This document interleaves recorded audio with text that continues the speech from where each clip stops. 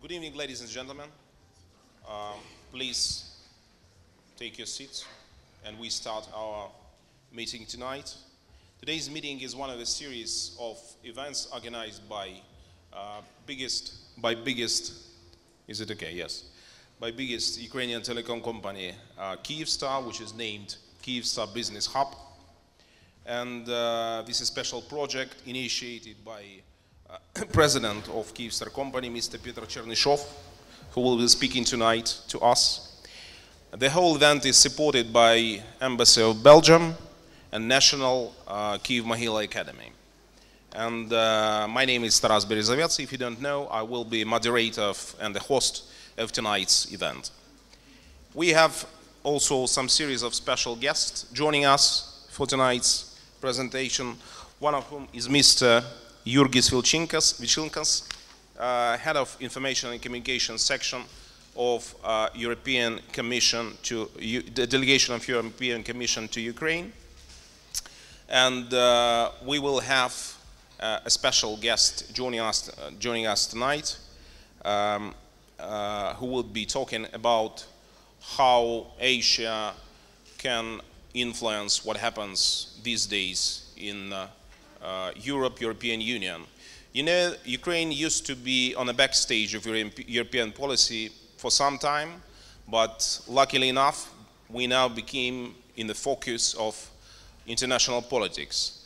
But like New York Times once said about former Ukrainian president, Mr. Yushchenko never wasted a chance to waste a chance. So hopefully, Mr. Poroshenko will not be next Mr. who never wastes a chance to waste a chance. We would be talking quite for a long time. This presentation will take approximately 40 minutes, and afterwards we'll have time for questions and answers session. And I'm very proud to invite on this stage inspirer of Kyivstar Business Hub, President of National Telecom Operator Kyivstar, Mr. Peter Chernyshov. Please give him very warm welcome. Thank you.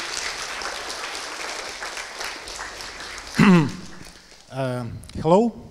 It's a very big honor for me to open this Kyivstar Business Hub. It's the second one. I didn't have a chance to come to the first opening, unfortunately, due to business needs.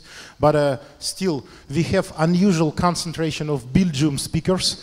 Because the first one was also from Belgium. It's coincidence, but Belgium obviously is a proud member of European Union, and we love to listen the economists coming from European Union.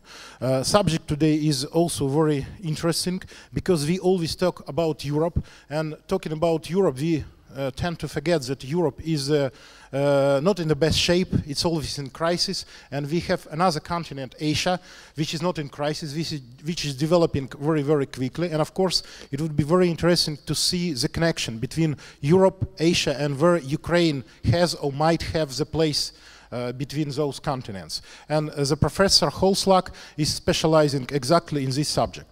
Then a couple of words from me.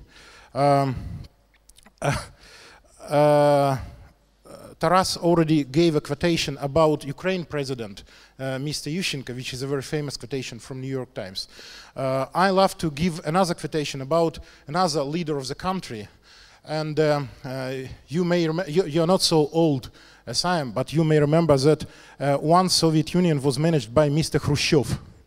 And it was a very, very famous quotation, which is very fitting very well this evening about Mr. Khrushchev by Mr. Churchill, Winston Churchill, who once said about Khrushchev that he failed in reforming Soviet Union because he tried to jump over the big hole in two jumps, which never leads to success. And I want to say that, of course, I wish Mr. Poroshenko, who is leading Ukraine now, to make one big jump in order to avoid the failure.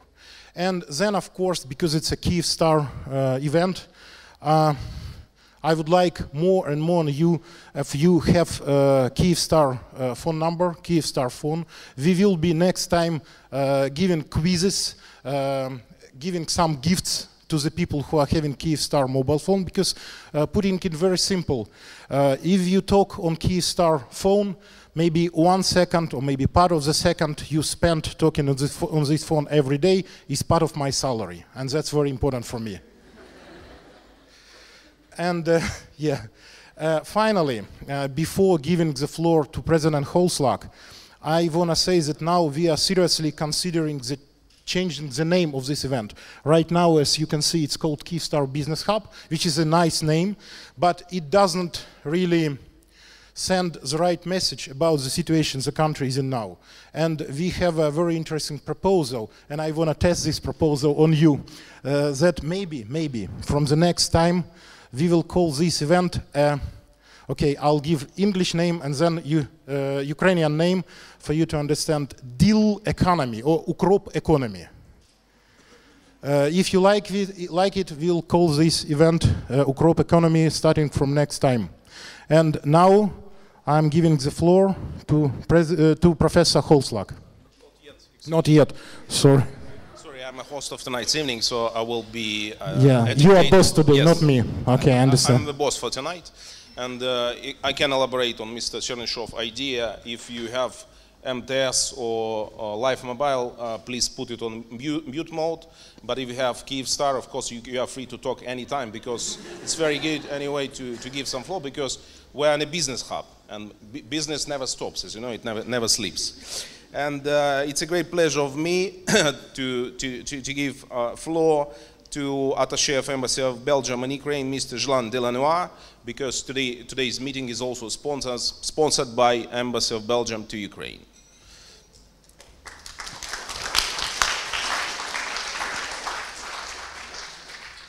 Good evening to you. It's is it working? Ah, yes. A great pleasure to welcome you tonight to a speech by the very interesting Belgian scholar Jonathan Holslag. I have been following his work for many years, before perhaps even he finished his thesis. I think he was already very active and spreading the good word across media and other events in Belgium.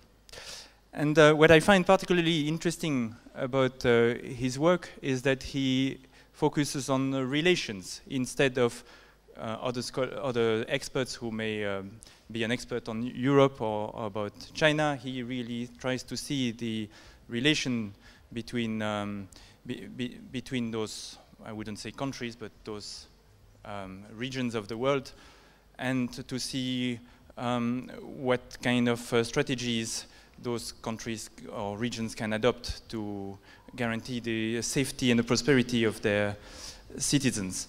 Now, one thing that I also find very encouraging in the way Jonathan is thinking about the future of Europe is that he insists on the need for Europe to invest in the neighborhood. And the neighborhood, as far as we are concerned here, is one of the main, perhaps even the biggest country in the neighborhood of the EU is Ukraine. So that's a very positive message that already before coming here, he is spreading in European think tanks and policy-making centers, that Europe must, as much as possible, actively engage with Ukraine. However, there is something a small challenge I would like to give him, because in his work, he's thinking in these very large categories, Europe and China, and I think that he tends to think of a country like Ukraine as part of a neighborhood. And so today I would give him that small challenge to do that exercise that he is so successful at doing between Europe and China, trying to see the challenges of China through the eyes of Europe and the reverse, but trying to see the challenges of the world today from a Ukrainian perspective. Not just speaking about Ukraine as a country which is in the neighborhood of some other countries or groups of countries, but Ukraine in and for itself. Thank you. Thank you. Yeah. Thank you very much. So, As you know, today's event is also organized in partnership with Kyiv Mahila Academy, and it's a great pleasure of mine to give floor to representative of this respected Ukrainian university, Dean of Kyiv Mahila Business Academy, Mr. Alexander Savruk. Please give him a welcome. Good evening, colleagues and friends. It's a pleasure to join this intellectual event. Probably it will be a hot discussion, I feel. I'm not sure that students and the alumni from Kyiv Mahila Academy will accept that we are somewhere in neighborhood of Europe, European countries. So we'll see how it works with definitions, with assumptions. Do we have crisis time or development time, and how to approach these issues. So good luck, organizers and Professor Holslag. Thank you. Just keep it. You know that Ukraine is in turmoil, Ukraine is in trouble, and it's exactly the time when we can see who are best friends to Ukraine. And I think you all would agree with me that one of the most prominent and most reliable friends Ukraine these days have in Lithuania and Lithuanian President Dalia Grybauskaitė, who was supporting Euromaidan and who was supporting Ukraine fiercely, bluntly, considering position as Germany and France, called friends of Russia. So Lithuania was probably one of the best and the strongest allies of to Ukraine. And it's a great pleasure of mine to invite to the stage, give a word to have of information section of the European Union to Ukraine, Lithuania, Mr. Chinskas. Thanks to Tara Lithuania. I'm in support of our president for years, I think now, however, in this event, Lithuanian, a little Europe or it's kind of always, to make sort of all polite said. Good ideas are also stolen. I'll go a little bit off topic to what John was speaking, a little bit on the shelf. And basically remind you that exactly 1 month from this date, the association agreement, the agreement between Ukraine, will actually enter into force.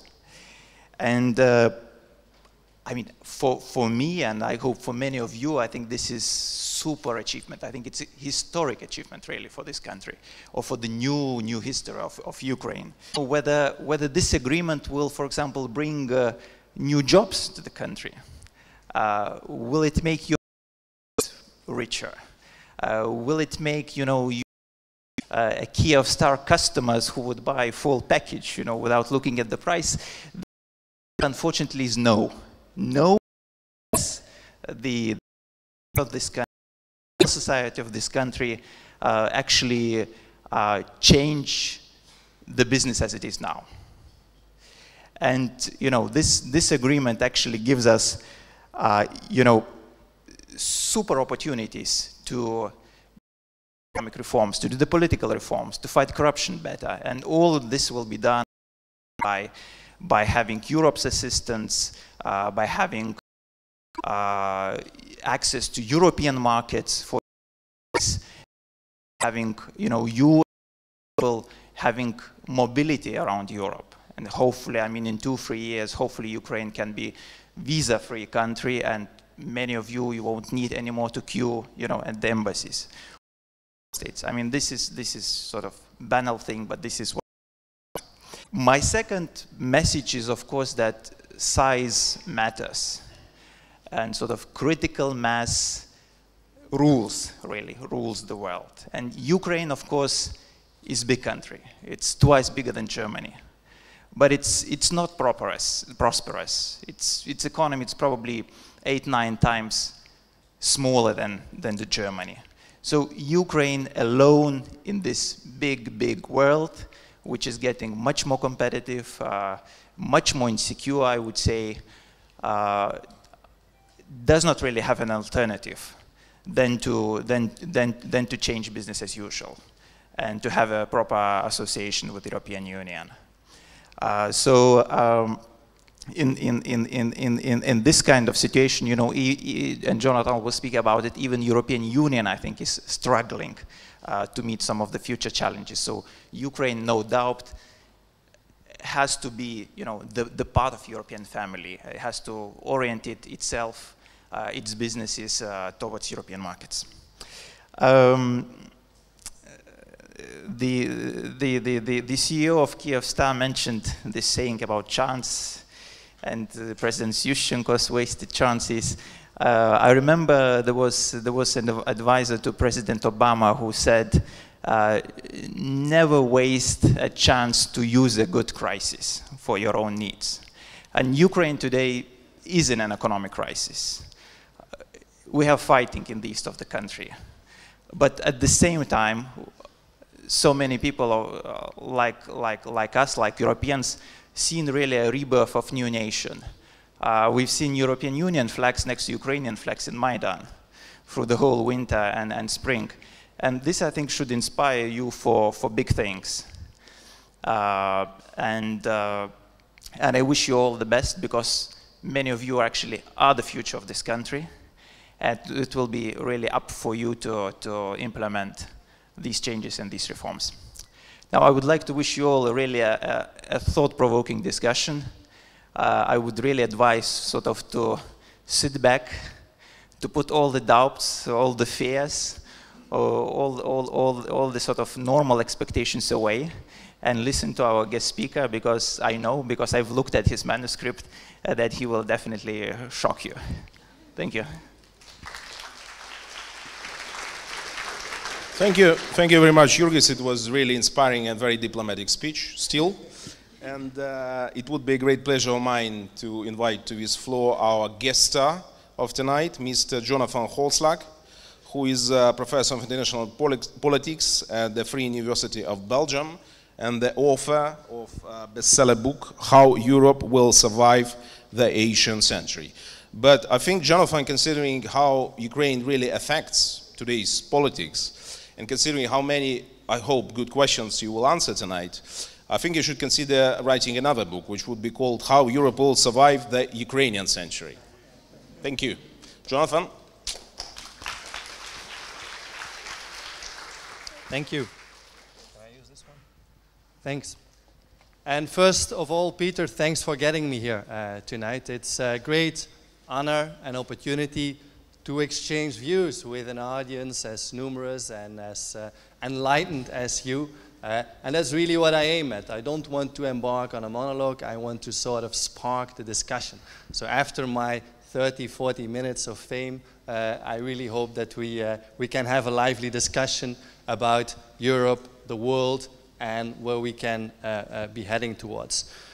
Now, my talk is not going to be a walk in the park, and it sounds perhaps odd for a Ukrainian society that went through a fairly turbulent period to hear from a Belgian that I want to upset you even more. The global order that is changing is posing major challenges to our wealth, to our security, but also to our identity as a member of the European family of nations.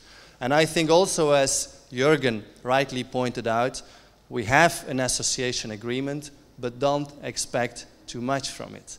Europe itself is in a profound stage of uncertainty, is trying to come to grips with what probably has been the most serious crisis, economic crisis, since World War II. And generally, if you ask my opinion, is a bit stuck. Is failing at the moment to do so properly. Don't expect Europe to come to a rescue. Don't expect Europe to come with solutions. But what I'm proposing is that we search for these solutions together. Essentially, my argument is going to be that we are in the same boat.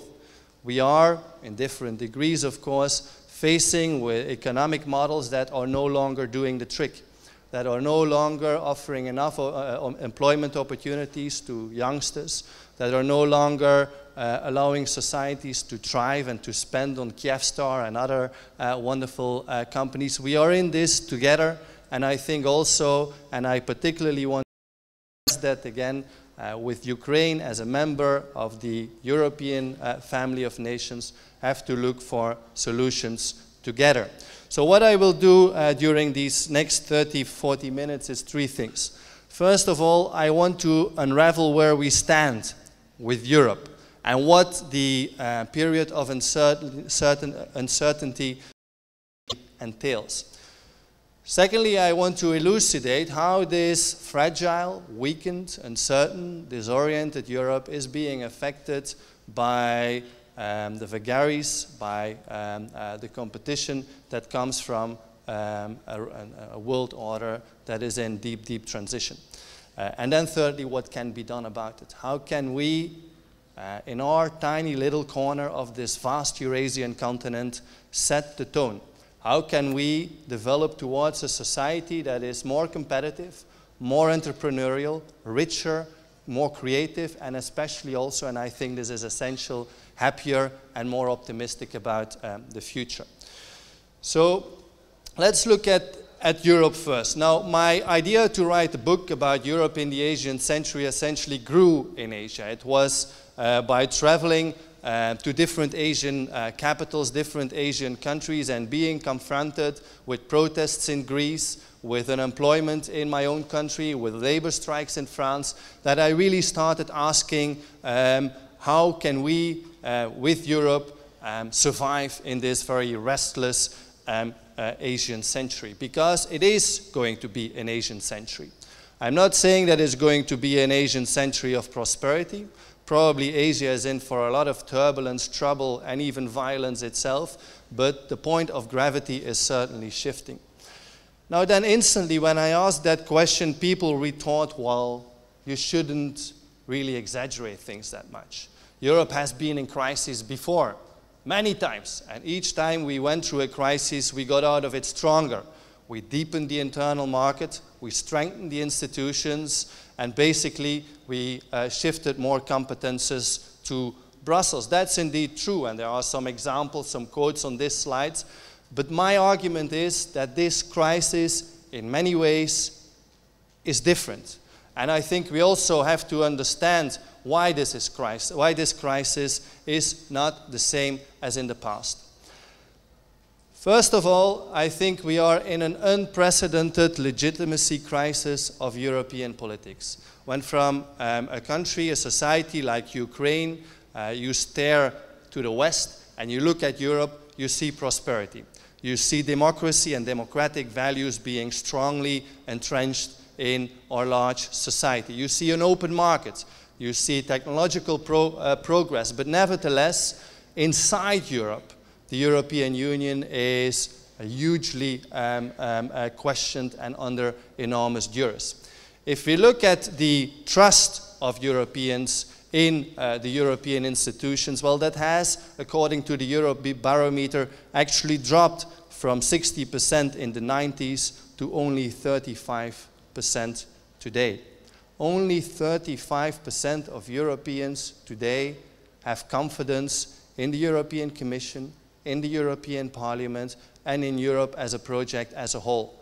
A recent GMF survey asking a great number of Europeans about how they assessed the economic benefits of the European Union showed that the vast majority, about 3/4, was of the opinion that the European Union no longer did the trick, that the European Union was no longer helping to provide them the prosperity they long for.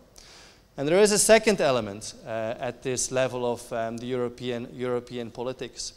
It might be so that since the passing of the Eurozone crisis, the summits at high level between heads of states, the summits of drama and suspense might no longer be visible. We don't have, as we had until a few years ago, these emotional fights between the Spanish Prime Minister, for instance, and the German Chancellor. Tensions have subdued a little bit. But what at least I witness, is that the quarrels between the member states have not disappeared. The problem of collective action, of coordination, of the searching for compromise have certainly not vanished. Instead, they have now moved from the very visible meetings at the Council to more discrete committee rooms where the member states still gather. And I think that explains largely why Europe in the last few years, in spite of the crisis, has not moved, for instance, to a stronger industrial policy. Why Europe, in spite of the crisis, the muscle flexing of Russia, has not and is not moving towards a more solid energy policy. Why Europe, in spite of poster campaigns, is not making effective progress in a policy, a strategy that is going to combat youth unemployment. We see that still the same fault lines between the member states are having a crippling impact on European decision makers, but it's just not as visible anymore. Now that for me has to be traced back to a second layer of crisis, and I think even more pronounced and more important than the legitimacy gap or the credibility gap that the European Union and its institutions experience, is the dwindling of trust in national governments. I mentioned that only 37% of European citizens have confidence in the European institutions. Well, across the 28 member states, only 25% of the Europeans today have confidence in their national government. And that level of trust is going down year after year after year, and the Eurozone crisis has, of course, accelerated that. So yes, there might be corruption problems in Ukraine, and yes, indeed, there might be doubts about the ability of the Ukrainian government to bring growth and prosperity and security. But many Europeans are having the same concerns, or having the same doubts about the ability of their governments to tackle the crisis. What is also essential, I think, is that there has been an electoral shift since the 90s. Until the 90s, it was so that pragmatic parties in Europe, the liberals, the Christian Democrats, the Social Democrats, still held by far the majority of the votes and the seats. Today, we are moving to a situation in which these mainstream parties have only 51% across the member states of the votes. So we are inching close to the point that they are going to lose majority. And they're going to lose majority often to radical parties on the left, on the right, to conservatives. And that obviously is going to hamper decision making even more. So again, you're not alone in your political uncertainty. I think we share with you, with the people of Ukraine, many of these reservations in very similar ways. Additionally, in Europe, and this is also an important trend, 34% of Europeans no longer goes to vote or vote in a valid way in national elections. And I think that when people vote with their feet, it's also an important signal that something is amiss. What is explaining that? My finding, and that's also what I explain in the book, is that we are witnessing a slow unraveling of the European welfare state. That is the model that is so revered and cherished all over the world. Now, with welfare states, I'm not aiming at the ability of governments to pay for unemployment, to pay for pensions. With welfare state, I refer to the capability of governments to provide economic opportunities, jobs essentially to the masses, and to allow the majority of the European society to thrive. The relation between the economic position of people and the political behavior is very strong. If you would divide the European population in 5 income categories, from rich to poor, the confidence in national elites drops by 5% each step you go lower. So there is a very, very strong relationship between income, prosperity, and how people look at the economy. Now what has happened? Not only has employment increased to record levels in the European Union, but also our incomes have dropped remarkably. Across the European Union since 2009, the average real income, so the incomes after inflation, have dropped by 10%. And that's really a lot. If you go to Italy, it's 27% even. So that is, I think, really making a big difference and certainly endangering the welfare state today. So yes, in nominal ways, there might still be growth in some member states, but if you look at the means in purchasing power for families, I think it's becoming pretty troublesome. And 10% loss for the high incomes might still be manageable, but if you lose 10% at the bottom of the society, that means that you're going to have to make choices between sending your children to decent schools, paying for the heating during the winter, or paying for decent food throughout the year. These are really the choices that a larger and larger number of Europeans are confronted with. And not only in Greece, and not only in Hungary, but also in the UK, in France, and in my own very country. So this is critical. Europe's model of a welfare state, which has been the main ingredient of the peace that we have tried to advance since World War III, is under a lot of duress. What is explaining that? And that brings me to a fourth element, that is a shift in the balance of power, the shift in the global balance of power. Europe is losing out. It's losing out in a gradual, creeping way, but it is certainly losing power. How do we see that? Our share in the global trade in high technological goods and services is going down very steadily, but it's a clear trend.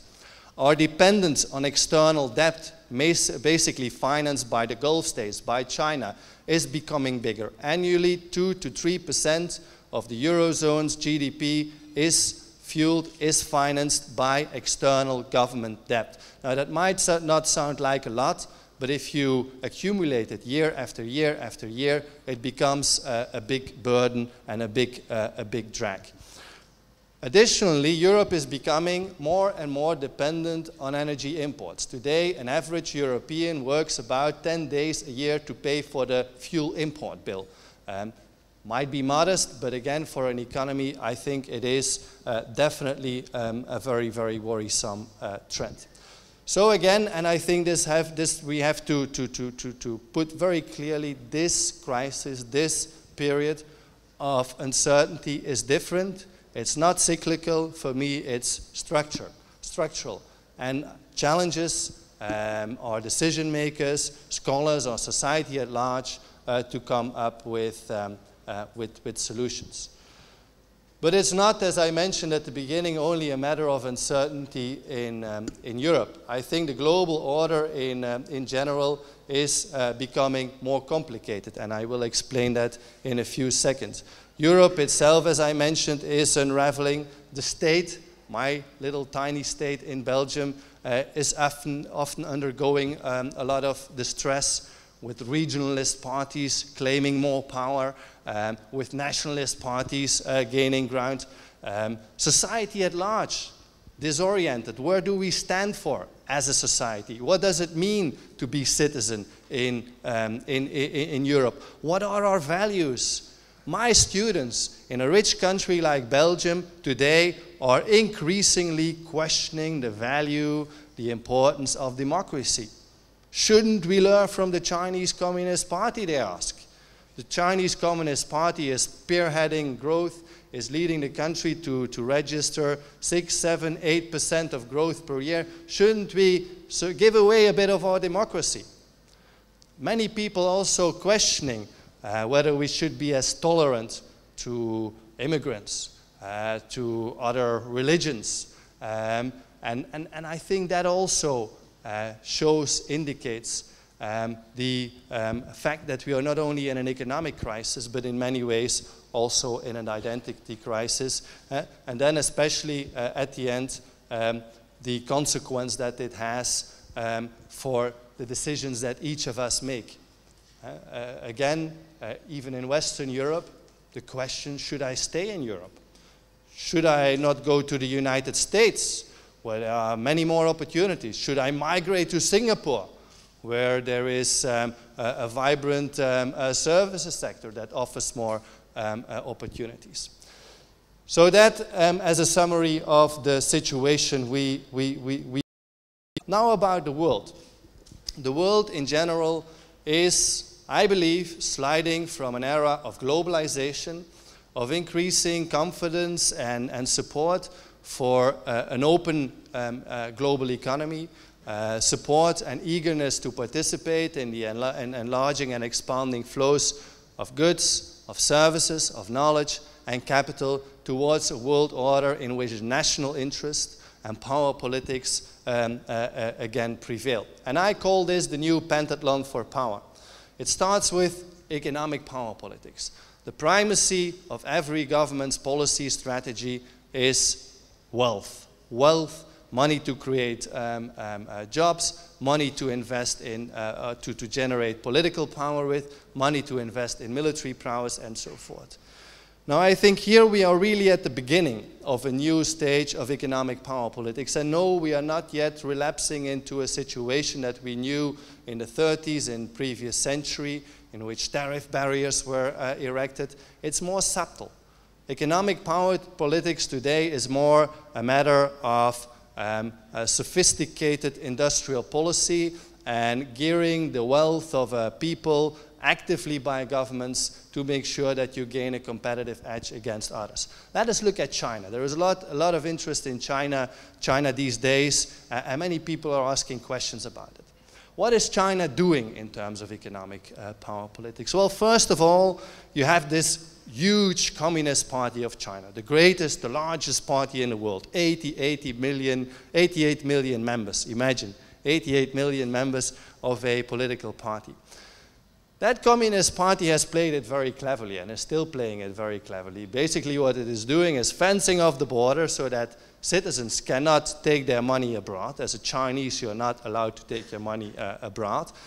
And it obliges those citizens, hence, to bring their money to policy banks, to the China Development Bank, to the ICBC. What do these banks do? Well, they don't give a lot of interest to these citizens. It's very tiny. But they lend the money to state-owned and what we usually call national champions.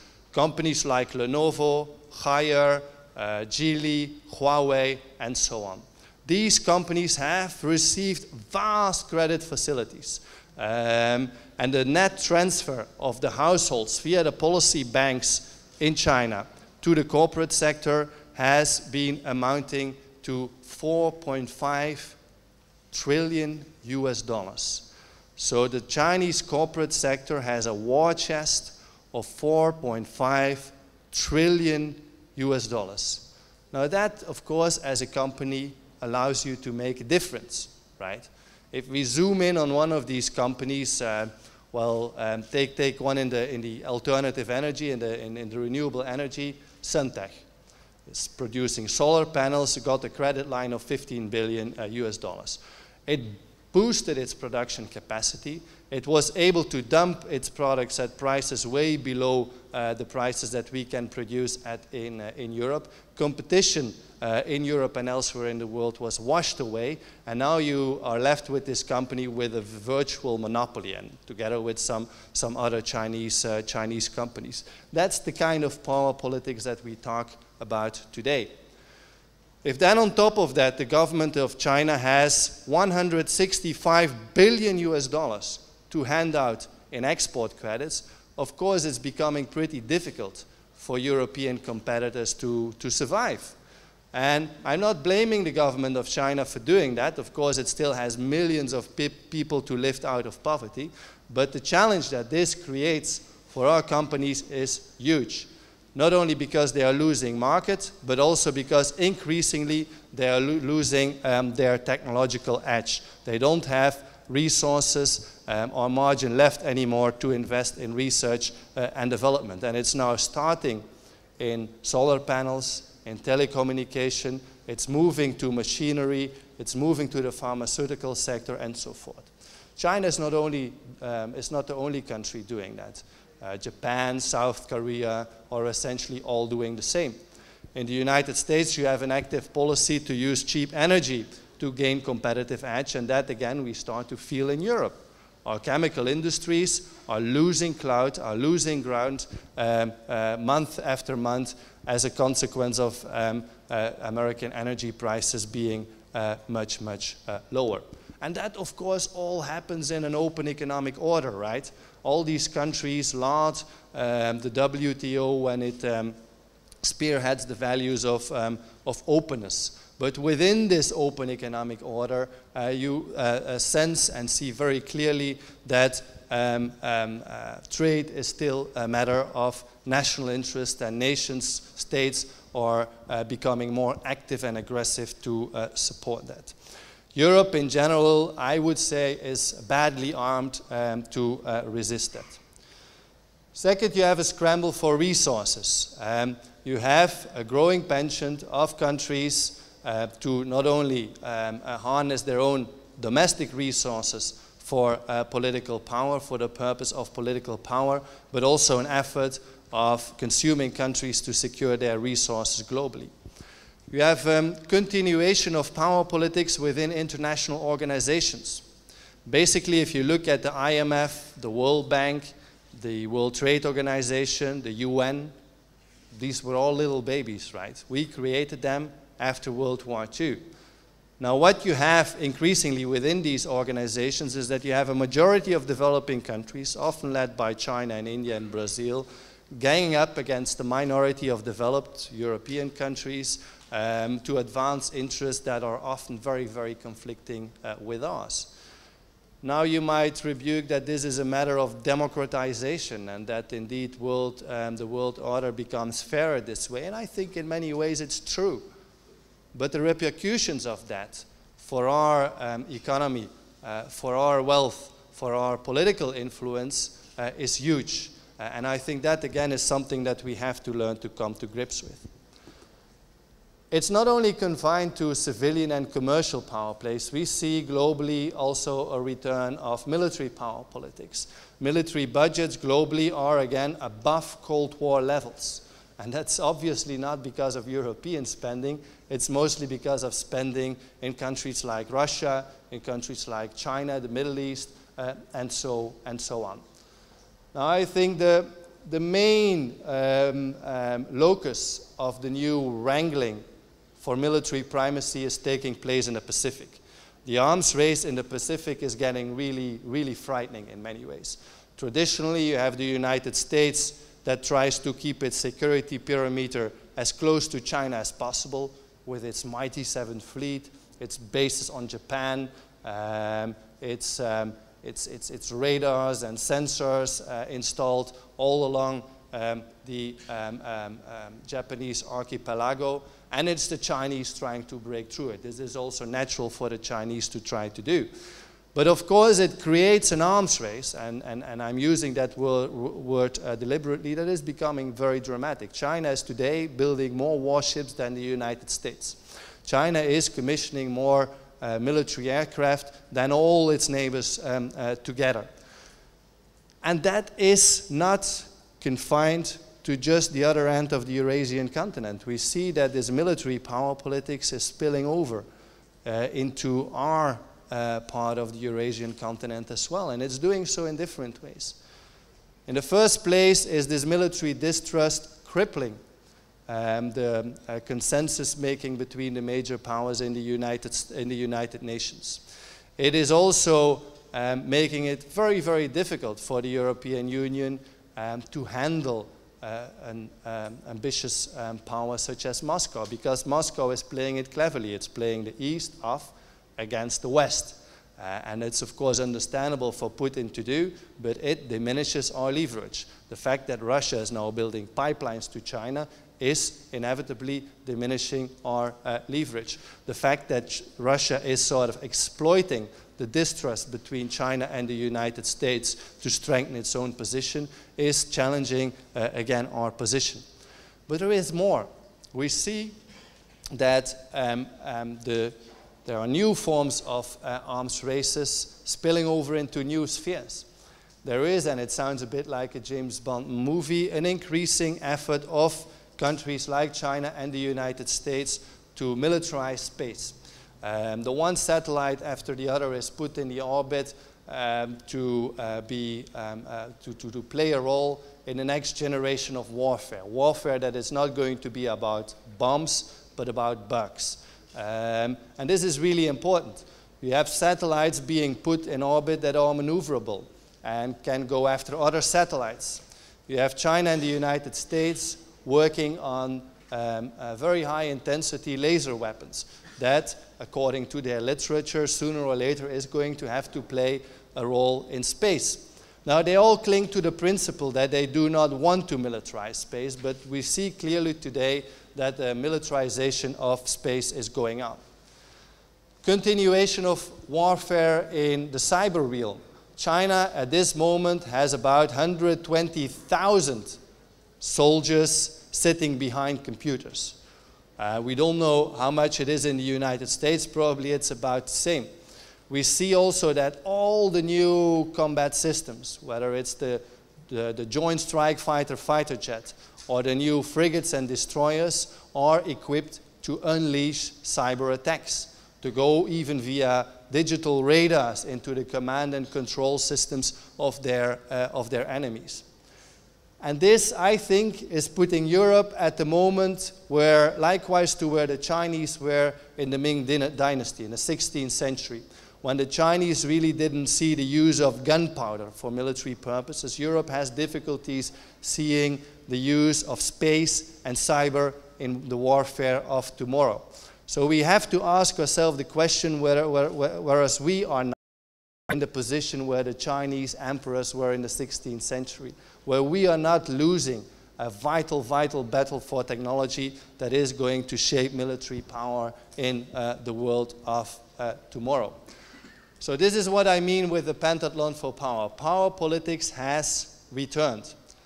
Has that to lead to violent conflict? Well, not necessarily. You could say that you have endless opportunities for the major powers to do tit for tat, right? One innovation in one country responded by an innovation in the other. But we also see this new power politics in a context of social and political uncertainty. I mentioned China as the great economic pretender. China is growing still fast at 7.4%, but also we see that this growth is becoming largely jobless.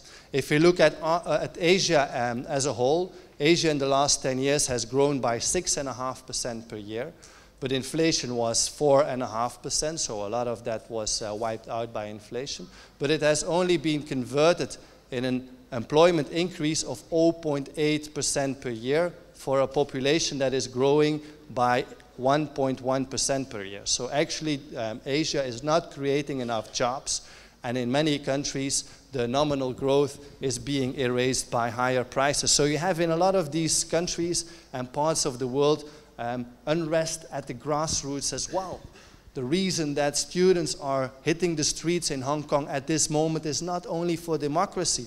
It's also because of the fact that it is a very polarized society.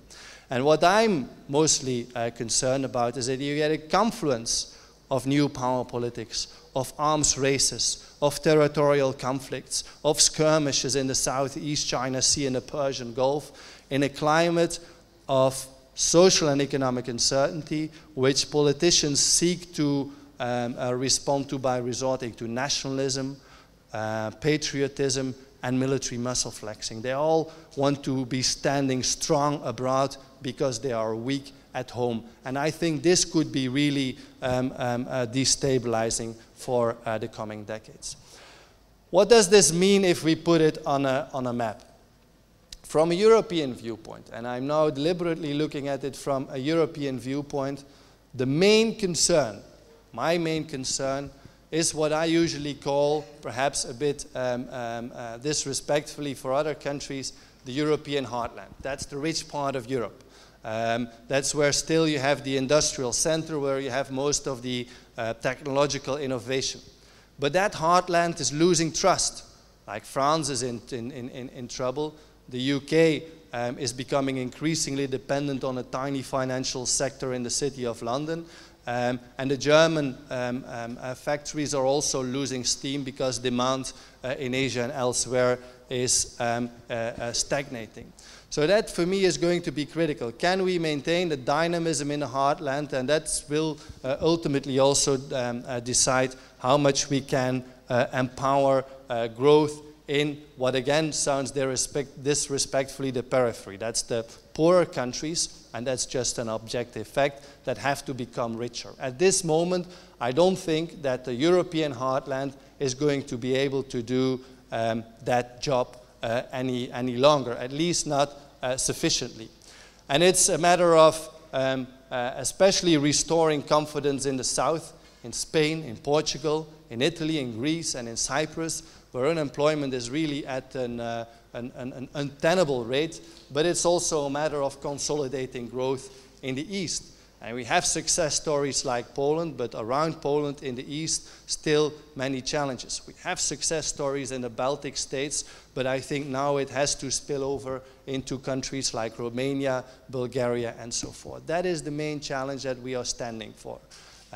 If this engine of integration, if this engine of the creation of a strong internal market is going to be standing still, I think the European project will really into difficulties. And I think that we really should be looking at this much closer.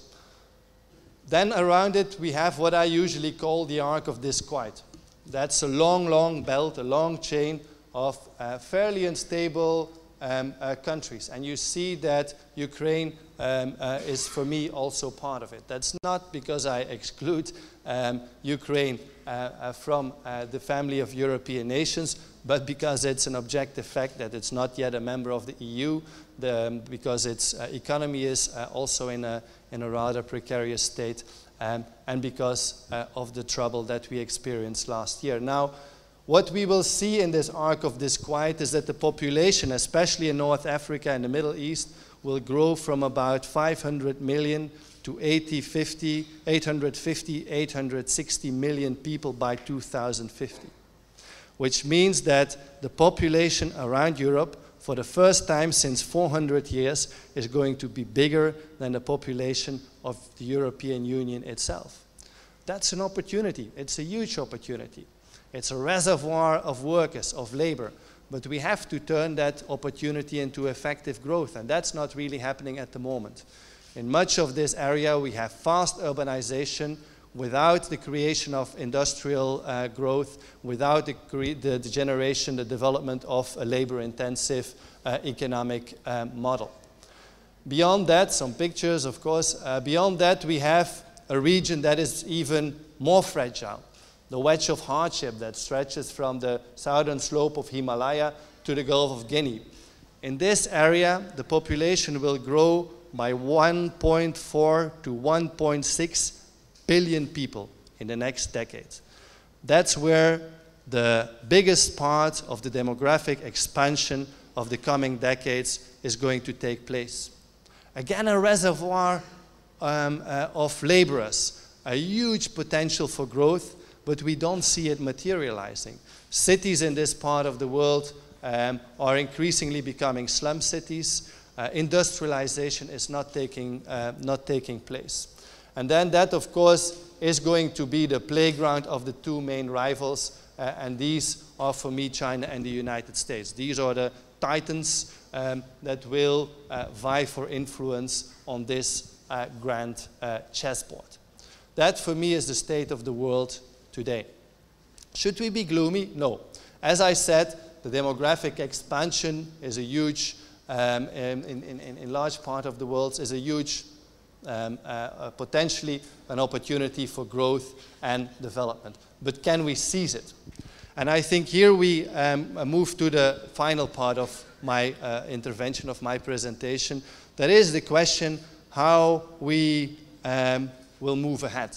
How we will try to tackle our own challenges, but at the same time also pave the way for growth, prosperity, and security in the rest of the world. And a discussion that we have in Europe is increasingly a discussion between consolidating what we have, like turning Europe in a sort of ideal society, with even less hours to work, more holiday, more sustainable growth as well, or, and that's also something that we hear more and more, dismantling it. Governments slimming down budgets, governments sort of privatizing big parts of the public sectors without basically guaranteeing that these services will continue to be provided in a qualitative and affordable way. I think that's the situation we are standing for. A discussion also between those who claim that Europe should again be a Europe of more independent nations, of independent states, with harsher, fiercer competition between them, or a Europe that integrates even more. What is for me the way forward? I think definitely Europe has to consolidate its hard power. That's essential. I'm not going to elaborate on that more, but the core of each polity is that it is able to provide in the security of its people. Second, again, and here I look at my friends of the European delegation, we have to consolidate on a common diplomacy. And I think the art of diplomacy in Europe is especially going to be to come up with a sort of geopolitical awareness that we, with the 28, are all tied together against this very, very challenging environment, and that even if the Scandinavians might have a little bit different concerns than the Spanish and the Polish different than the Brits, still we have to come to a trade-off in which we can mutually support each other. I think it's also a matter of harnessing and deploying the collective weight that we have in terms of diplomatic presence, in terms of development aid, in terms of investment, in terms of just cultural richness, for also values, standards, principles, and interests that bind us. Not going to elaborate much more on that, but that for me is a challenge. Where I think the core really lays is in the economy. How can we build that economy that again creates opportunities, and how can that lead to a stronger sense of European citizenship? Now, I have been looking around in Europe for solutions. You have some member states that do much better in terms of economic performance than others. And I have been searching for the explanations of that success.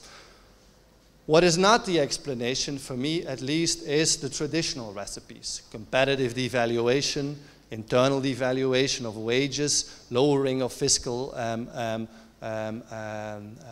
fiscal burden, and so forth. We have calculated that for a recent report, none of this has actually had an impact that was very clear and outspoken. What did and does make a difference for the countries that are doing very well and still doing very well, and I'm not aiming so much at Germany, but especially the smaller ones, the Netherlands, Austria, and Denmark, is not only that they are historically rich, but they managed to maintain unemployment rates around 4%, youth unemployment rates around 8%, by having, first of all, an education system that does not lead to a skill mismatch, like academics not finding decent jobs for the fields they studied for, but also vocational schools. And it sounds perhaps odd, but the main and most important explanation that I find for the success of these three tiny small countries, to a lesser extent Germany, is the ability of these countries to invest in vocational schools, technical schools that empower the economy, and do so in different ways. Empower the economy by educating skilled workers, for sure, but also by linking these students from the beginning up to the corporate sector, involving people from the corporate sector in education, and then creating a sort of cross-pollination that is mutually beneficial. Also, and this is essential, educating these youngsters with the pride and the idea that they are going to be the backbone of the society. Usually we look at vocational schools as a junkyard of our education system. In these 3 countries, they are in the forefront. And you really feel and you see that if you go to visit these schools, the students are there with pride. They are very self-conscious, and they consider themselves as the shapers of their society of tomorrow. Schools also where a lot of emphasis is put on entrepreneurship.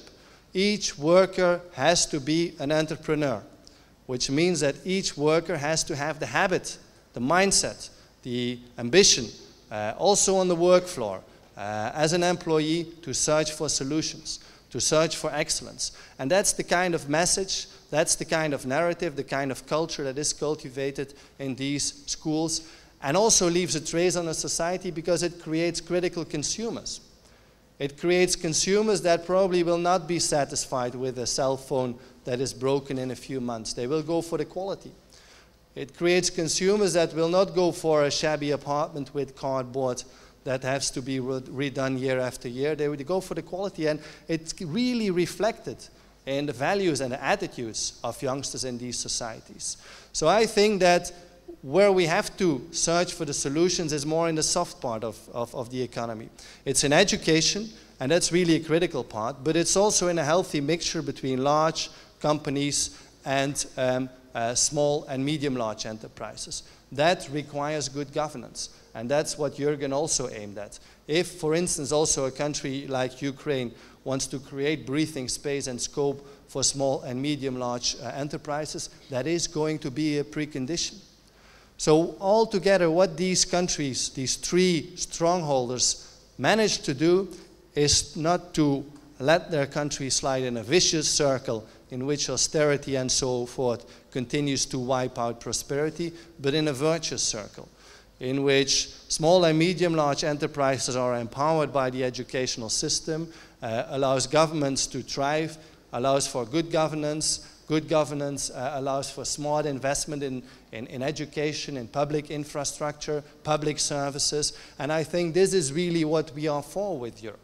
And we should not let ourselves being or trying to be satisfied with arguments that we should cut expenses and that we should devalue currencies. That might be necessary from time to time.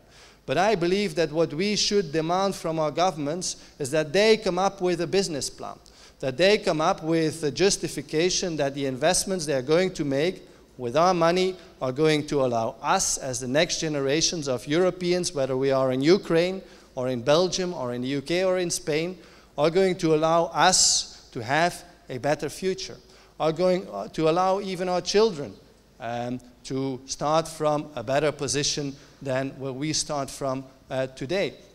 And I think that is also one of the findings that comes more and more out of the international community of economists. That is that governments have to start to look at themselves as political entrepreneurs.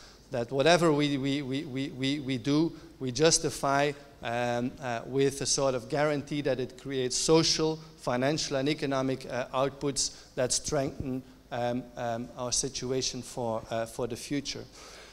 So I don't think that there is a reason for despair. I think there is a reason for alarm, and perhaps we are not yet alarmed enough about this world. But I do also believe that we have to search for the flight forwards, that we have to search for an even better social model instead of giving up what we have today. And this is what we have to do together. Again, don't look at Europe for the solutions. Try for yourself to search ways to create a better education system. Challenge your academics to come up with best practices.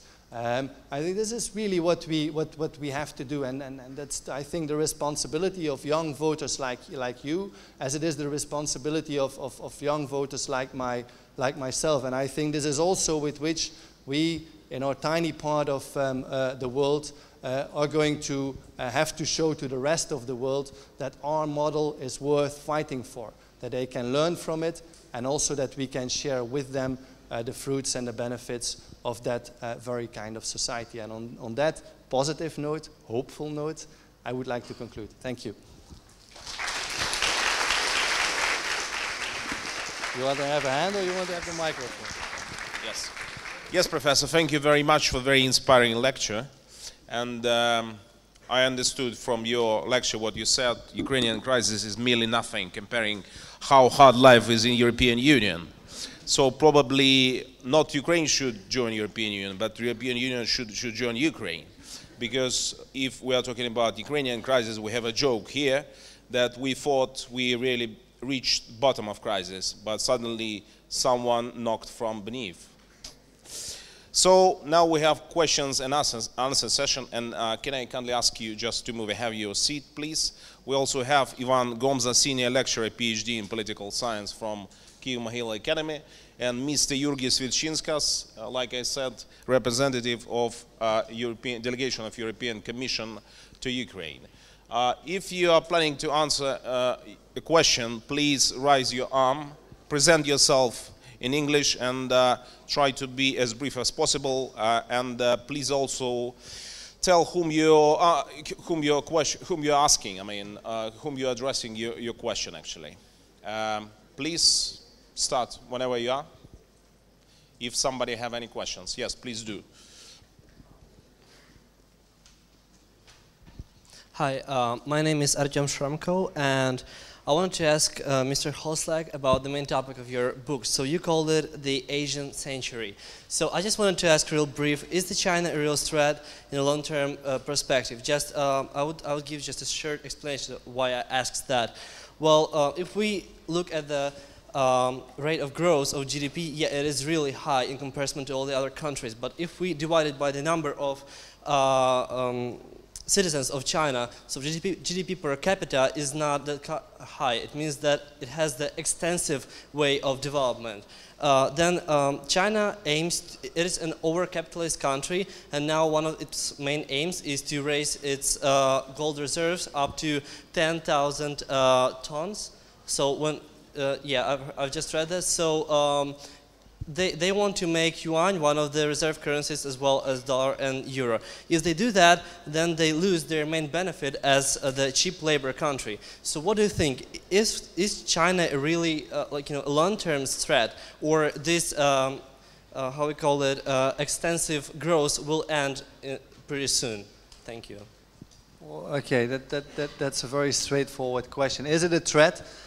At the moment, I think rather our own weakness is a challenge and a threat, not so much China's strength.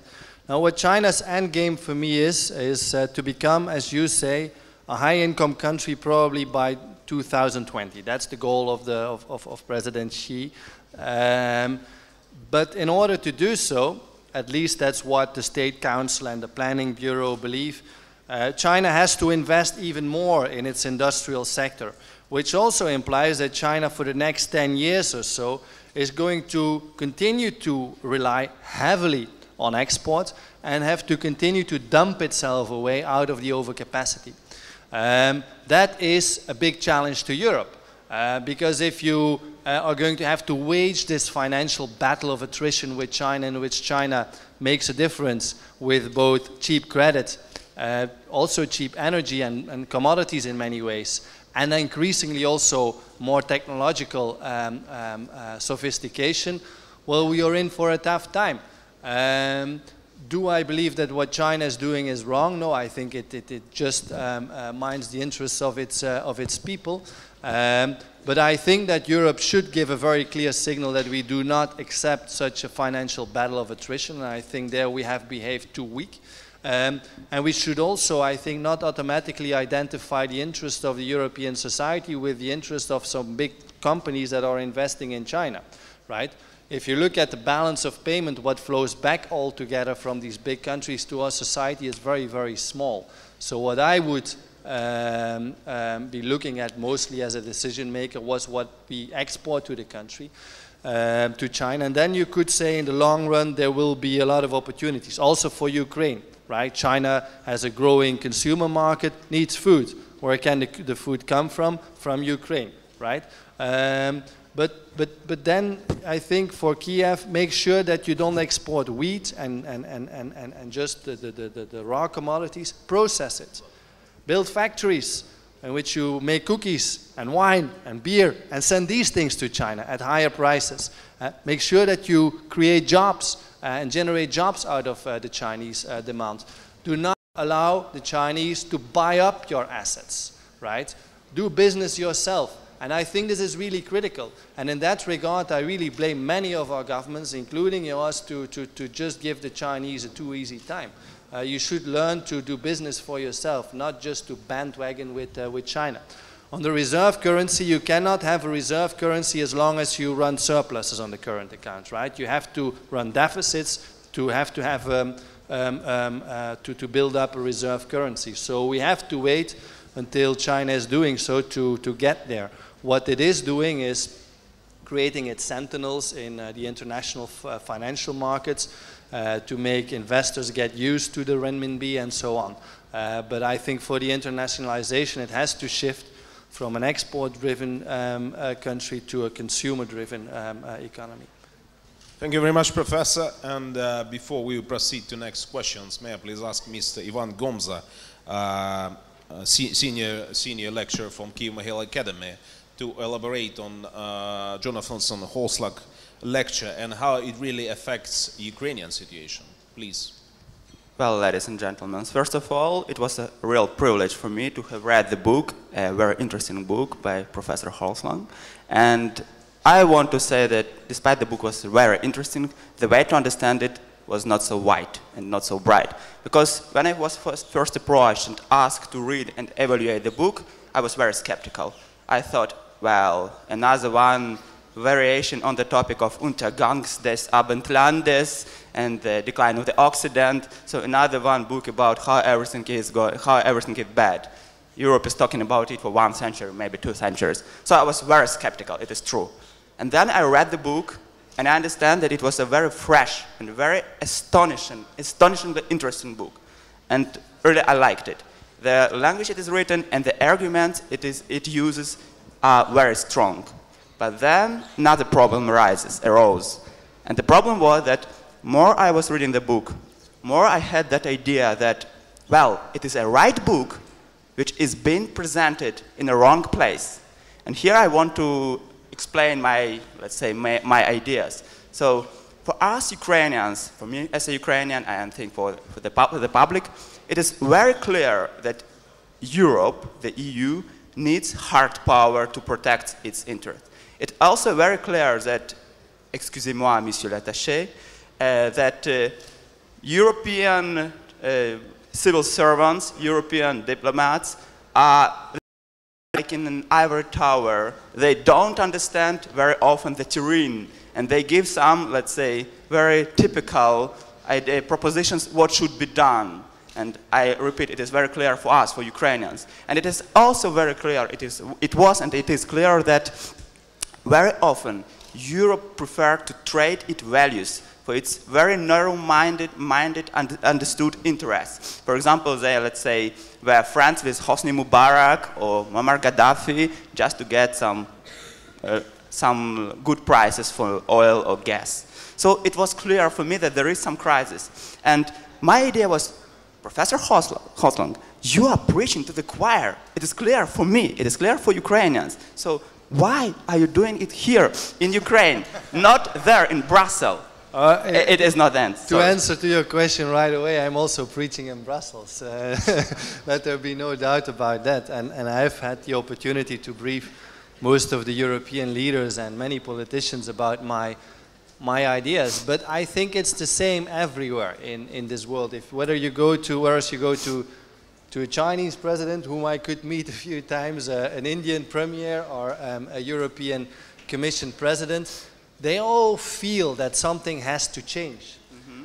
They all know that the current economic narrative is not going to be sufficient in the future. They all know that there is a fundamental shift in the challenges of power that creates anxiety.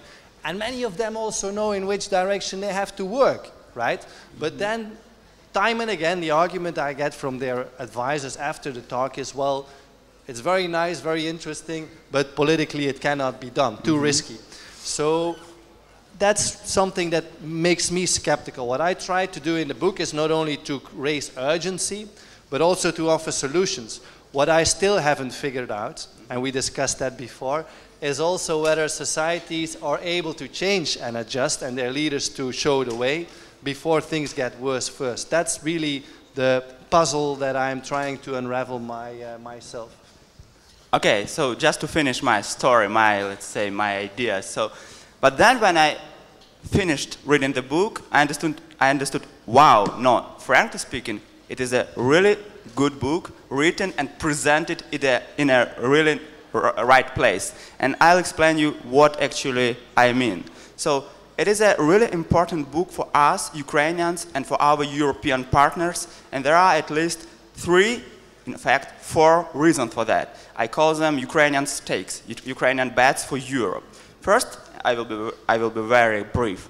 First is the idea that Ukrainian crisis, in fact it is a European crisis, it might work as an alarm clock for Europe. It's an alarm clock stake for Europe. Because according to your book, according to your very right idea, Europe is far too happy having trade with different countries, with Russia, without understanding its strategic interests and the menace, the danger to its strategic interests. And this particular Ukrainian crisis, it's an alarm clock which can force Europe to understand that your strategy, your strategic interest is to build hard power, is to have hard power, and is to wake up. It's the first idea why Ukraine is a good place to present your book.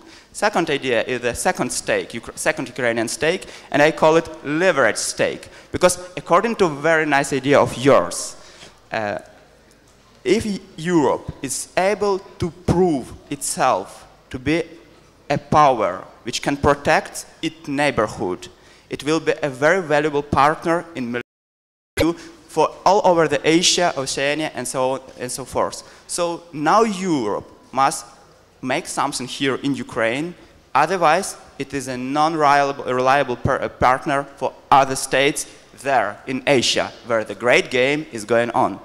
The third argument, the third bet stake, Ukrainian stake for Europe, is a partnership stake. Because, yes, Ukraine is a very poor country, and we have a lot of problems. But nowadays, the process is so quickly developing here, and Ukraine becomes a military engaged and military developing country, that it might be a strategic partner according to your own definition, which means the country that makes another country. Excuse me, just for interrupting you. We have a lot of questions, I believe, in here. Okay, I'm finishing. Finish like in 1 minute. He is an academic as well, so. Thank you. Okay. So it might be a strategic partner. And so the fourth and the last reason why it is an important book being presented here. Because for us Ukrainians, in fact, it is a signal, it's a very clear call. You know, not all Europeans don't care about other countries. There are some Europeans, like Professor, who knows that there are problems in Europe and they want to deal with it. So we must help them, and then they can help us. Thank you very much, Mr. Gomza. Can somebody scroll down just the questions from Facebook and Twitter so we can ask some questions from in here as well? So, your next question, please. Yes, please. Do not forget to present yourself. My name is Bogdan. I'm a student of Kyiv National Economic University, and my question is about Ukraine. Ukraine, due to its geographical position, has an opportunity to become an economical hub between Europe and Asia.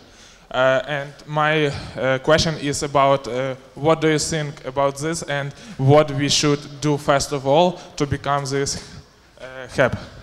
Thank you. Well, I don't think you should aim to become a hub between Asia and Europe. I think you should aim at having your own business directly with Asia. You can already perfectly imagine that the Silk Road that President Xi talks about is going to pass by Ukraine. You see the trains passing by to Germany, to Frankfurt, to Munich, and nothing happening. Do you want that? Of course not. So I think you should not just try to put yourself in between Europe and China. Because China is trying to find in the first place hubs within Europe, like Romania, Bulgaria, and so forth. You have to have a strategy to do business with China yourself.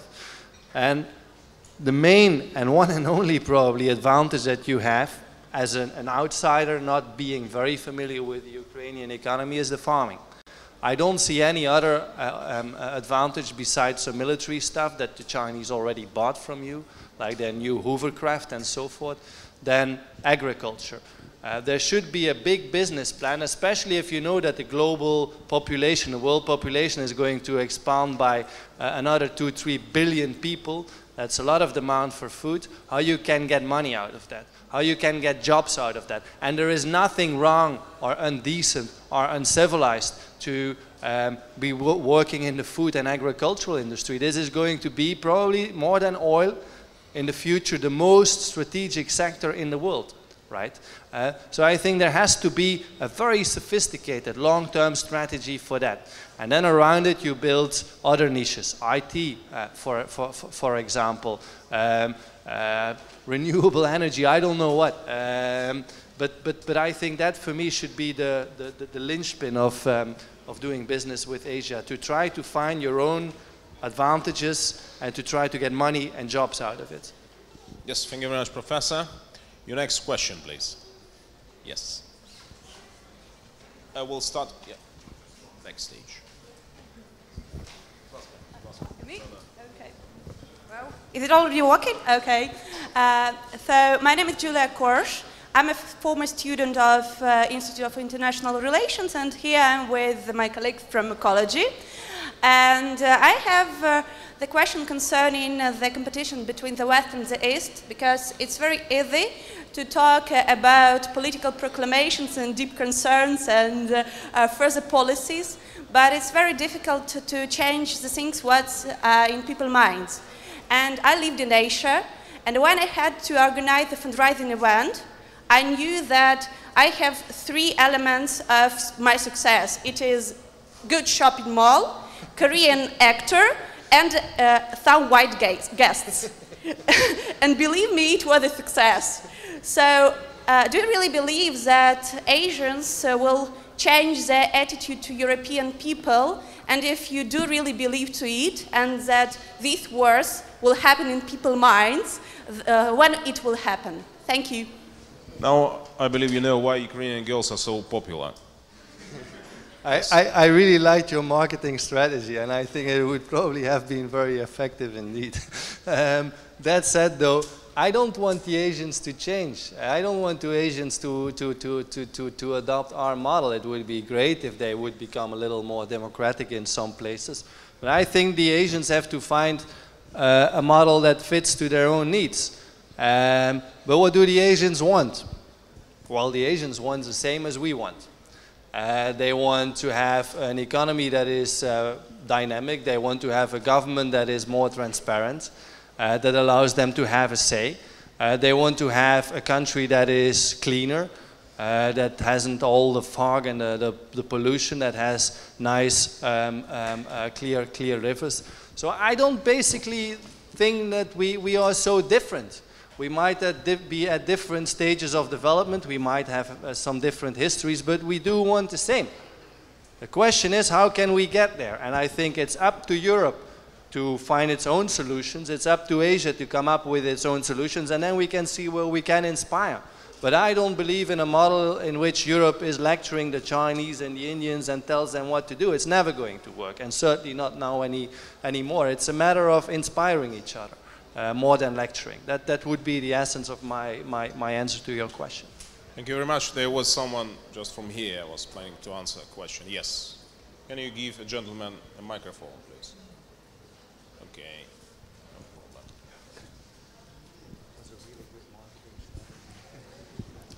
Oh, thank you, Mr. Hoslin. I'm Dmitro Lisnevich from Kyiv Academy, and I have a question for you. You told that changing of culture and education could change European economic. So, what could you tell how we could change culture and economic for develop? So you mean? So how culture could have involved of economic? Thank you. That's the most difficult question you could have asked, and honestly, I don't have figured it out myself. You know, I came to the conclusion that what is going to change Europe is not like economic quick fixes that we are sort of implementing today, but something deeper and structural. I don't know, honestly, how you can sort of encourage a society at large, not just the elite, not just the educated people that are gathered here together tonight, but how you can basically make a society move before it slides into more problems.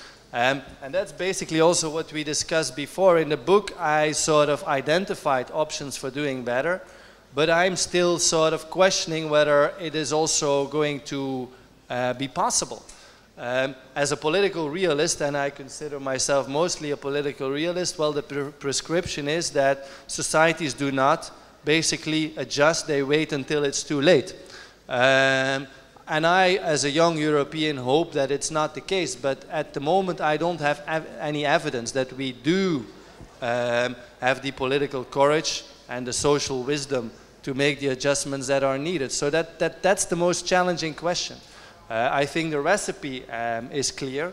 What has to be done is also becoming increasingly clear. But then you still have this question, how can you energize a society? Do you need political leadership? Do you need to have strong leaders able to show the way? And I think we need that in some ways.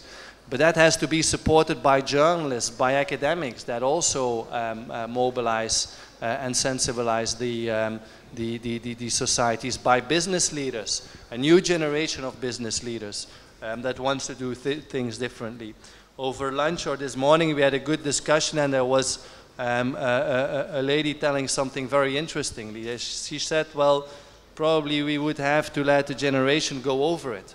Next generation will stand up with different ideas. But do we have that much time? I ask myself. So it's a challenging question, and I must be humble here. I don't have a straightforward answer. Thank you, Professor. My neighbor has. Yes. My question to Professor Jonathan Holslag. My name is Vasil Gorbachuk, Cybernetics Institute. Currently, we observe the Chinese expansion worldwide, to Africa, to India, to Siberia. Can China assimilate Siberia? Can China what? Assimilate. That China can assimilate in those societies, or assimilate those societies into its own sort of civilization? Yeah. Well, so the Chinese expanding into Africa, into Central Asia, being more present virtually everywhere in the world, I think they are having a difficult time. I have been visiting Africa very often, and I have talked to Chinese business people over there, to Chinese diplomats. I know the Chinese envoy to Africa very well. And he said, well, we are learning, but we are really learning the hard way.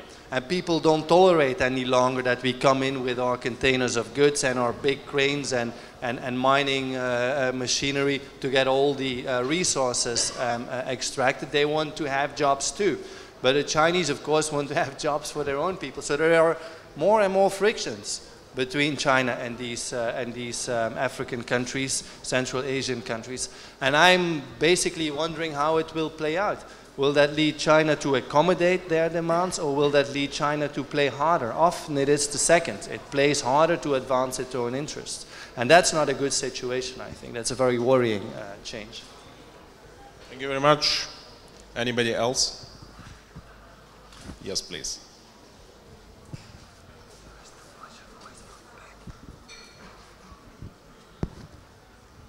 My name is Mykola Tkachuk. I have a question for Jonathan Holslag. My question, what do you think about large cash flows into Chinese financial system in 2014 and weakening of the course of yuan? Do these methods provide themselves? Thank you. So, you're referring to the depreciation of the yuan? Is it that? Question is not entirely clear. If you're aiming at the depreciation of the yuan, Well, it's kind of interesting. Against the dollar, it has gone up a little, but against all other currencies, it has gone down. And I think there is a very deliberate policy of China to take away some of the heat from Washington, because Washington is very forceful in demanding the Chinese to lever up the currency. But China knows that the EU and Japan and others are not so forceful in demanding that. So what you see in the currency rates, and it's really the exchange rates, and it's really interesting, is it has gone down against dollar quite a lot, but not against the euro. And that, of course, continues to give the Chinese a competitive advantage. And that's something also that they engineer themselves by buying or getting more of the foreign exchange reserves out of the country and sinking it into European government debt. You create such a situation. And I don't think that situation is good. We should not accept the Chinese to buy our government debt. I think, first of all, externalizing government debt is a bad decision. It's a bad thing to do. And externalizing it to your main economic competitor or one of your important economic competitors is like double foolishness. There was a question, Jonathan, from a user who was called Alexander Toma, which I mentioned. He asked you, which industries should Ukraine develop in order to compete with China? Well, frankly, I don't think you can't compete with China. It's just, how are you going to compete with China with a tiny little country like this? What I mentioned before is you have to have your niche, something that the Chinese can't beat you on. And that's not labor, that's not high-tech, that's not services, that's the land. And you have some countries very consciously dealing with that, right? You know, I've been advising the Canadian government a few times on handling their energy reserves, their fishing grounds. There's a lot of fish around Canada, the forests, and they have a very long-term strategy to make sure that the vast tract and space, the vast tract of land and space they have is also going to benefit future generations, that the revenues from that, and this is critical, are also going to spread to other sectors. And that's key. You should not allow Ukraine to become a sort of farming paradise. The investments or the investment incomes and the export income should be used to diversify, to have quality services, quality producers in other niches as well. But I only see one, no, perhaps two comparative advantages. One is land, and then probably some Black Sea beaches. That's a minor one. Thank you, Professor. We have still room for another two questions. Yes, please. Can you give gentleman a microphone?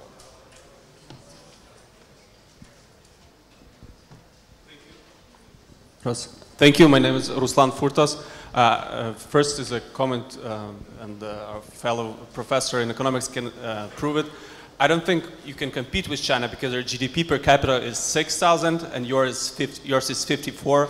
So even if China grows 3 times, 4 times, it's still much lower than Belgium's GDP. So it's unfair to leave them at that stage and try to outcompete them. And with capital and technology outflow, that will happen eventually. But my question is, especially to both of you from Europe, should Europe concentrate on GDP growth or maintaining its values, where human rights are in center and free market economy is in center, and not shifting to something like human?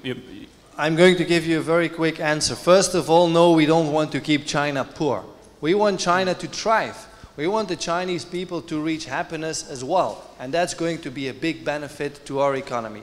Should we focus on growth or on values? I think we should do both. I hate those people who say that Europe should be satisfied by having no growth at all. But we should redefine growth. What's growth? To calculate that, well, you can have an economic answer, but you can also have a more philosophical answer. What is value? Who sets what we see as something valuable?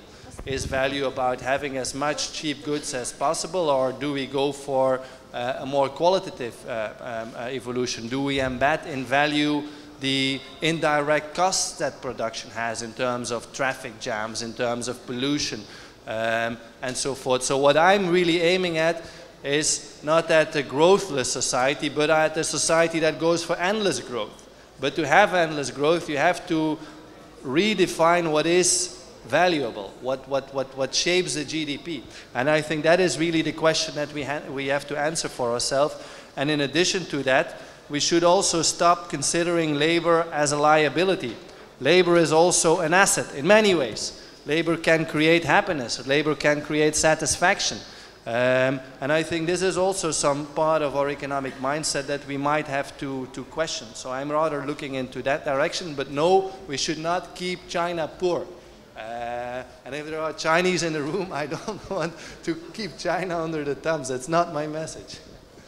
And we have now room just for the final question, please. Yes, please.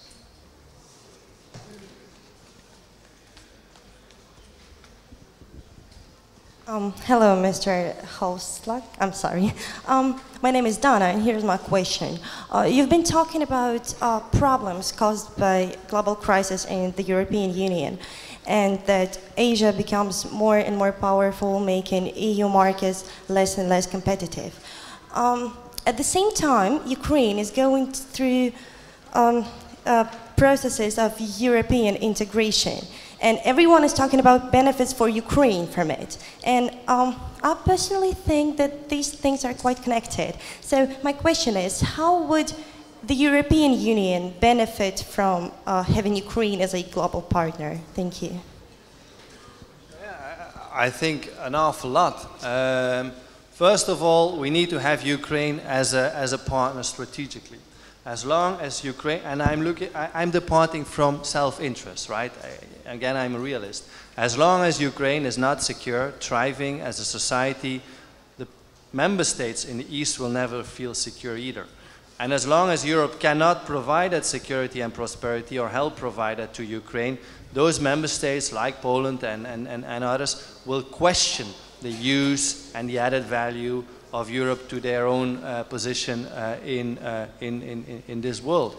Second, I think that we should not let or allow another country to challenge European values in our backyard. That's in this case Russia. We cannot allow that.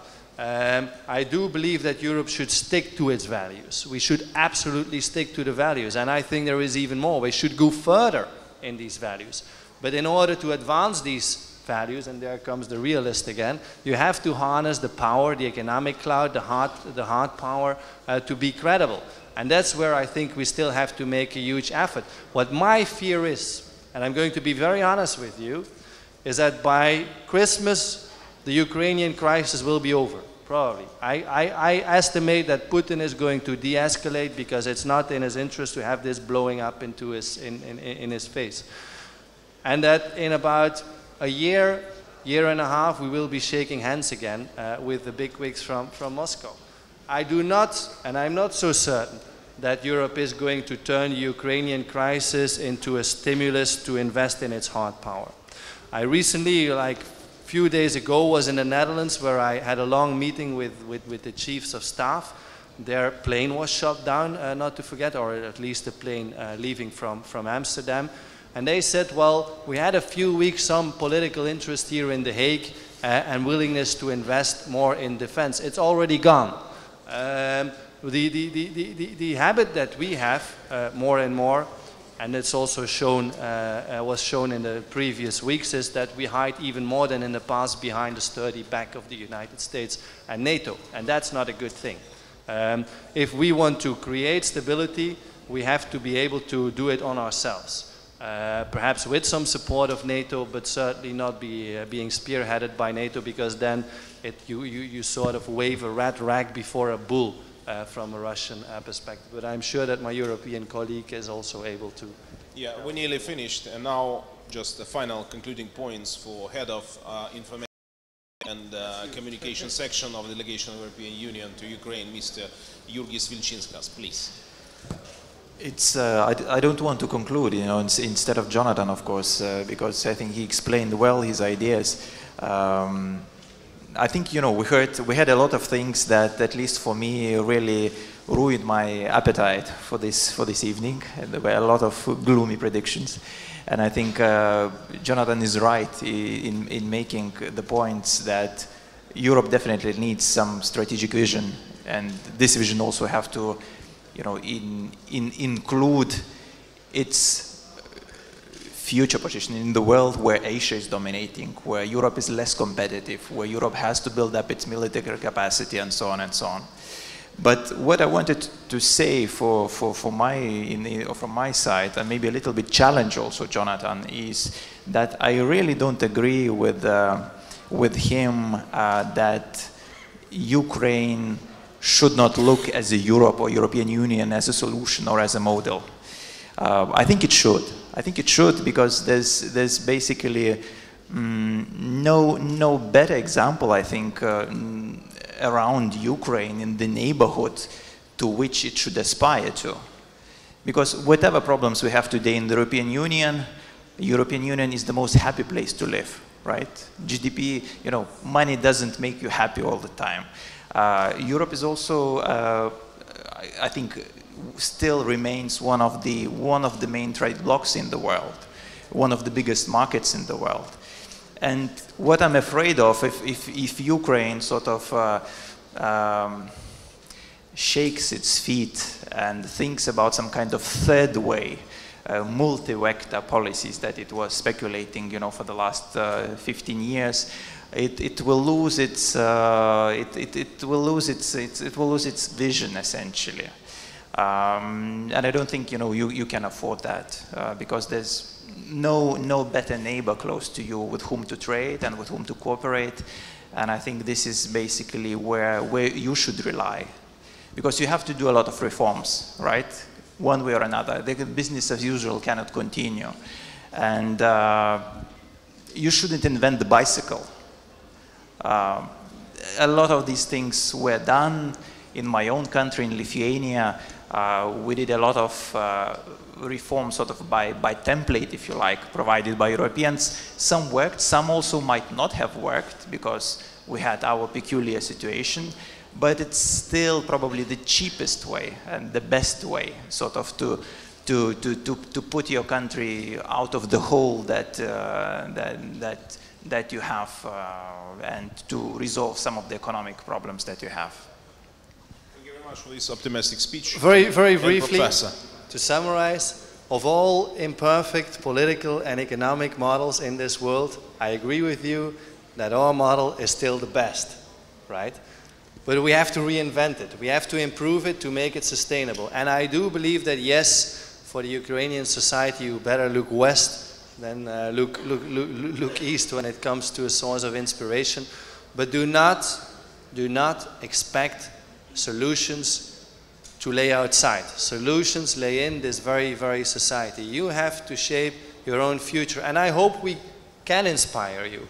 And there is, I think, a lot of elements in our European society that could be beneficial to yours. And yes, you are perfectly right if you emphasize that we shouldn't reinvent the wheel. But I think we are all in a stage of soul searching. We are going into a decade that we do have to retrieve the values, the interests that tie us together and turn that into a new social model. And I think you have to do that for yourself, given the complicated geopolitical context that you're in, given the peculiar economic situation that you're in. And then let's have a dialogue, let's have interaction, let's exchange. If we do better, if we get more inspiring, learn from us. If you have good experiences in land, in agricultural reform, in urban planning, we learn from you, and I think that's how a partnership should work. But you're right, of all the imperfect models in the world, I believe, and I'm a proud European, Europe is still showing the way. thank you very much, Professor.